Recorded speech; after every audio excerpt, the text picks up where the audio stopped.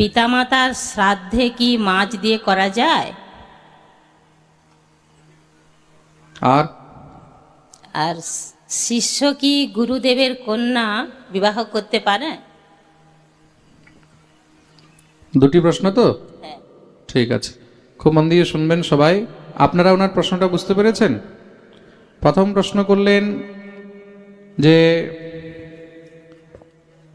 শ্রাদ্ধ, দাঁড়িয়ে থাকুন আপনি জায়গায়। প্রথম প্রশ্ন করলেন যে মৎস্য মানে মাছ দিয়ে কি শ্রাদ্ধ করা যায়, মৎস্য মাংস দিয়ে, তাই তো? আর দ্বিতীয় প্রশ্ন, শিষ্য কি গুরু কন্যা বিবাহ করতে পারেন?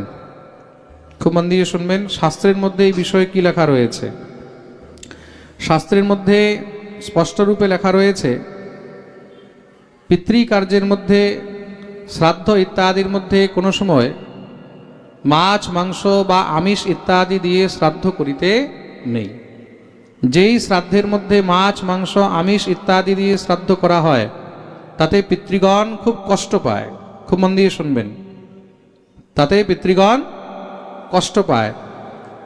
যারা এইখানে পিতৃগণের নিমিত্তে শ্রাদ্ধের মধ্যে মৎস্য মাংস ইত্যাদি রন্ধন করেন বা মানুষকে এগুলো খাওয়ায়, তার বদলে পিতৃগণ সেখানে রক্ত পুজ ইত্যাদি খেতে পায়। তার জন্য পিতৃগণ তাতে রুষ্ট হয়ে তখন অভিশাপ দেন, আর সেই গৃহের মধ্যে তাদেরকে পিতৃদোষ আরম্ভ হয়।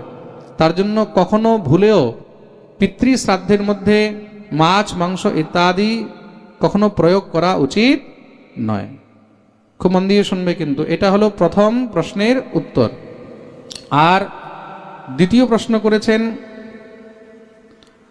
যে কোনো শিষ্য গুরু কন্যাকে বিবাহ করতে পারে কিনা। গুরু কন্যা গুরু বোন হয়। গুরুদেব হলেন পিতৃতুল্য, গুরুদেব হলেন পিতৃতুল্য, পিতার সমান। সবাই বুঝতে পারছেন তো?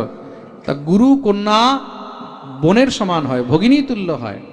তা যেহেতু গুরু কন্যা ভগিনী তুল্য, সেই কারণে কোনো সময় ভুলেও গুরু কন্যাকে শিষ্য বিবাহ করতে পারে না, তাতে দোষ হয়, অপরাধ হয়। বুঝতে পেরেছেন সবাই?